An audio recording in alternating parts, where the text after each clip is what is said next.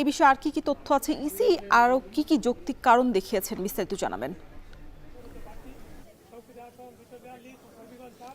রওশন, ইসির পক্ষ থেকে আসলে নির্বাচন বন্ধ রাখার যৌক্তিকতা মূলত একটাই এবং মৌলিক কারণ যে হাইকোর্টের আপিল বিভাগ যে সিদ্ধান্ত দিয়েছে, যেহেতু এই দুইটি আসনের সীমানা নিয়ে এখনো কোনো চূড়ান্ত সিদ্ধান্ত আসেনি, মীমাংসা চূড়ান্তভাবে হয়নি, কাজেই এই মীমাংসা না হওয়া পর্যন্ত এটি আসলে বন্ধ রাখার সিদ্ধান্ত রাখা হয়েছে। এবং আপনি জানেন যে পাবনা এক আসনের শুরুতে মূলত গত ৫ সেপ্টেম্বর আসলে সিদ্ধান্ত নেওয়া হয়েছিল যে সাঁথিয়া উপজেলাকে পাবনা এক আসনের নির্বাচনের সীমানা নির্ধারণ করা হয়েছিল। একই সঙ্গে বেড়া এবং সুজানগর যে উপজেলা, এই দুটি উপজেলাকে কেন্দ্র করে পাবনা ২ আসনের সীমানা পুনরায় নির্ধারণ করে একটা গেজেট প্রকাশ করে। তবে যারা সংক্ষুব্ধ ব্যক্তি ছিলেন, যারা আসলে এই সিদ্ধান্তের ফলে ক্ষতিগ্রস্ত হবেন বলে ধারণা করছিলেন, আশঙ্কা করছিলেন, তারা পুনরায় আসলে হাইকোর্টে এটি রিট করেন যে আসলে আগের যে সিদ্ধান্তটি ছিল, অর্থাৎ পাবনা ১ এবং ২ আসনের যে সকল সীমানা ছিল সেটিকে পুনর্বহাল করতে হবে। সেই রিটের পরিপ্রেক্ষিতেই মূলত গত ৫ জানুয়ারি আমরা দেখেছি আদালতের রায় এসেছে এবং সেই রায়ে কিন্তু আগের যে সীমানাটি ছিল সেটি পুনর্বহাল করার পক্ষে বলা হয়েছে।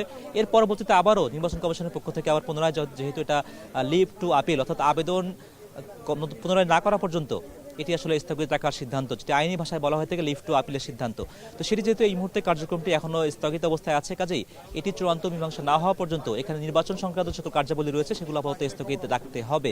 এটি মূলত আদালতের সিদ্ধান্ত এবং সেই সিদ্ধান্তের পরিপ্রেক্ষিতেই একজন নির্বাচন কমিশনার আব্দুর রহমান তিনি কিন্তু সকালেও গণমাধ্যমকে জানিয়েছেন মুঠোফোনে আসলে এই সিদ্ধান্ত তারা মানতে এক প্রকার বাধ্য।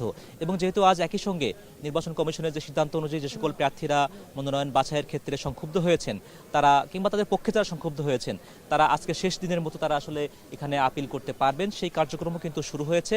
এবং এখানে মোট 10টি অঞ্চল ভিত্তিক একটি বুথ করা হয়েছে। সেই বুথে মূলত এসে প্রার্থী কেউ নিজে এসেছেন, কেউ হয়তো প্রার্থীর পক্ষে আসছেন এবং তারা এসে আপিলটি করছেন। এবং আজ সন্ধ্যা নাগাদ এবং বিকাল 5টা নাগাদ মূলত এই কার্যক্রম চলমান থাকবে। রওশন, আমরা চেষ্টা করছি খবরাখবরগুলোর নজর রাখতে, চেষ্টা করবো পরবর্তী বুলেটিনে আবারও জানাতে।